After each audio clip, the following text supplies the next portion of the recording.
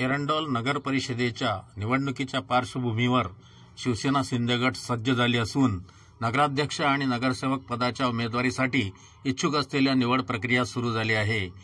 आमदार अमोल चिमणराव पाटील यांच्या अध्यक्षतेखाली 12 ऑक्टोबर 2025 रोजी येथील शासकीय विश्रामगृहावर इच्छुकांच्या मुलाखती घेण्यात आल्या।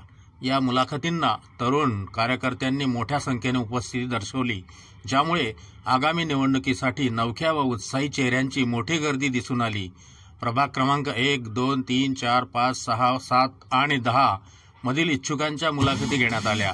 उर्वरित प्रभाग क्रमांक 8, 9 आणि 11 साठीच्या इच्छुकांच्या मुलाखती 16 ऑक्टोबर 2025 रोजी घेण्यात येणार असल्याची माहिती यावेळी देण्यात आली।